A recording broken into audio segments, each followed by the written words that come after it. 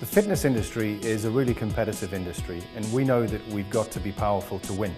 Fitness First, we believe that people are the bedrock of any winning formula. So we invest in people and we listen to our people. Now, one of the big things we learned when asking our people how could we be better as an organization was that they told us we could do less telling and more listening. So we took this very seriously and we thought, well, how can we bring that to life right across the business? And what we came across was the opportunity to put our guys, our team, starting with our executive team, through an executive coaching program. One of the things that I believed important was that something that represented a cultural shift in the organization would need myself and the executive team all behind this initiative. So that's where we started. About 14 of us went through the program and had a fantastic time in doing so. Not only did we become closer as a team, but we realized the importance of true empowerment across the organization. Sometimes empowerment is a word that's used very liberally and very easily, but what we realized was what it truly means is to allow all of our team to unleash their full potential, to do less telling and to do more listening. So by doing that, we create an organization that allows our staff to develop to their fullest potential and to have their say, to have their voice in the way the organization works. We have a mantra that says 99% of the answers are in the clubs. They're not in the boardroom, they're in the clubs with the team. And having a coaching mentality and a coaching culture means that those answers, those suggestions come from our team members, which is a fantastic way of running the business.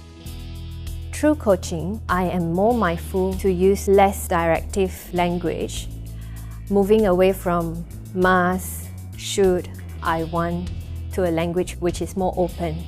This will actually help my team to feel more empowered.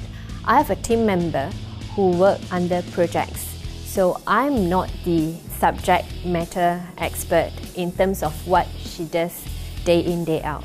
So what happened is that in the past, I feel that I am not supporting her or I'm not helping her as a manager. But with this coaching method, I started to realize that actually you don't have to be an SME in order to help someone. So every time when this person comes to me during our one-on-one, she will actually tell me her, sometimes it's her problems, that is stuck in the middle of a project and she can't move on and things like that.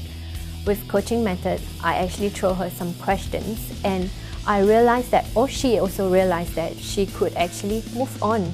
The value of the coaching course was primarily to make us more responsive to people that we were speaking with rather than directing. Meaning that it's not my job to tell people out in the field what to do. It's my role to find out what they need in their market and help them facilitate that. Sometimes they just need to be listened to, they need to feel heard, and they need to find their own way out. But what I learned most from this coaching certification is that you must start from a place when you're in a conversation with a person or a coaching session, if it's a formal coaching session, by asking questions to find out what the person already knows, where their head's at, what level of clarity they have, to see where you need to start from. People will buy into things more when it comes more from them rather than you telling them. Another really important aspect of my role as Head of Group Fitness in Asia is to support the 6 national managers in the other countries around the region.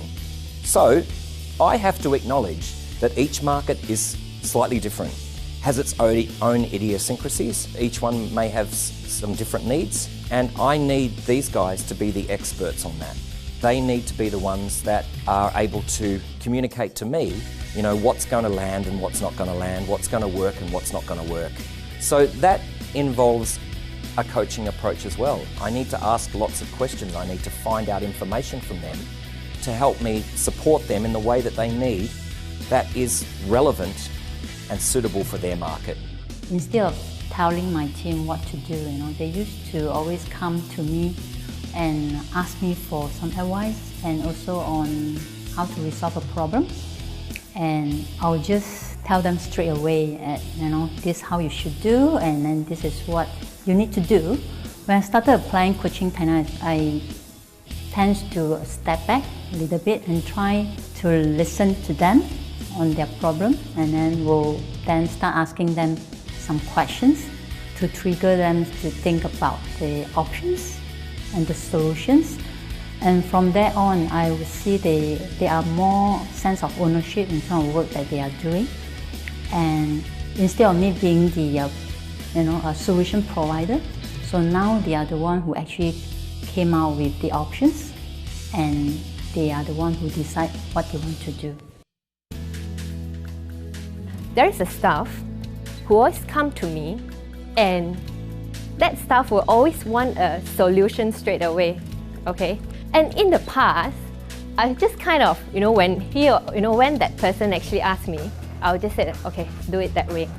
And that person is so happy because he get what he wants, and to me, I feel that, the job is done. But from time to time, as we can see that person is not growing because, he just get the answer from you. He is not thinking.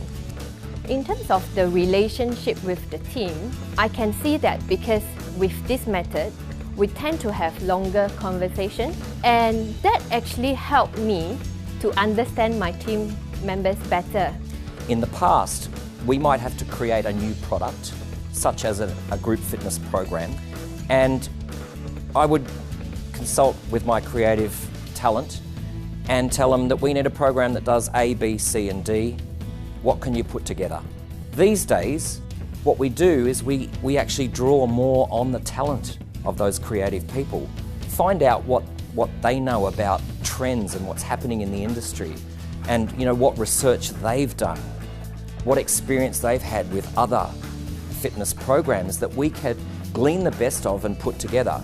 So it becomes much more of a collaborative process. And I do that through a series of in-depth questioning. At first, when they ask me for some advices and give me a problem, so I will kind of, ask them back the same questions indirectly, and they will actually pause for a while, and they will not know what to do initially. But after some time, when they get used to this process, they tend to be more prepared when they come to see me. And the next question that I will ask them is, which one do you think is the best? This will make them feel that they are empowered on decision making, and from there they have more sense of ownership. I sense that my team they are more independent now. Along the way, it's really important that we measure any change that we hope to have achieved. So when we surveyed our staff and they told us that it was important that we listen more, we went back the year after and another year after, and we've seen an improvement in the way that the staff feel about their leader, they feel about their team, and they feel about this organisation as a whole. So we know that that's making a difference. Every day, whether it's in the boardroom, an interaction between executives, between an area business manager, or it's something between a general manager and their club staff, the coaching mentality is always present. And that means we have a great environment for people to feel comfortable, for people to contribute, and to help grow our business in the direction that we want to see it. One of the ways that we ensure we have the best people at the bedrock of the business to allow us to achieve our goals is to make sure that we attract the best people.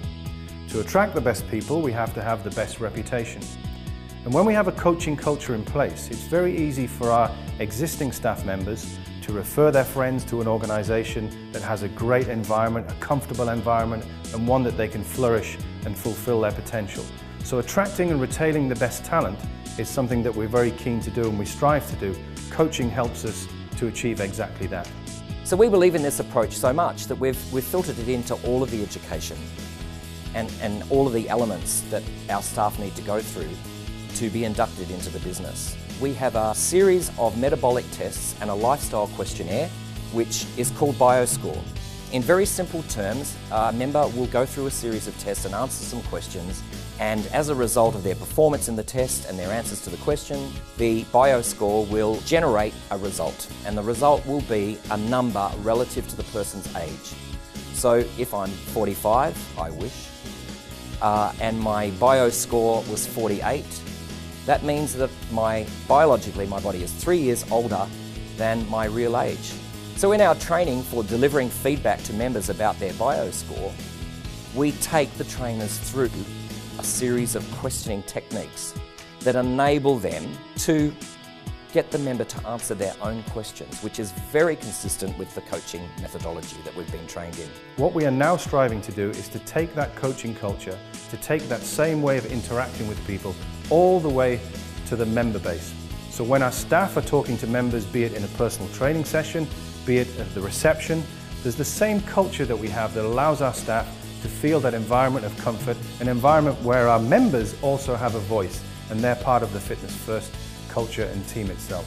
We find, and I personally find, when we increase our level of consciousness to being a coach, we sometimes catch ourselves if we're thinking about telling or directing in a moment where it's perfectly valid to ask people for suggestions.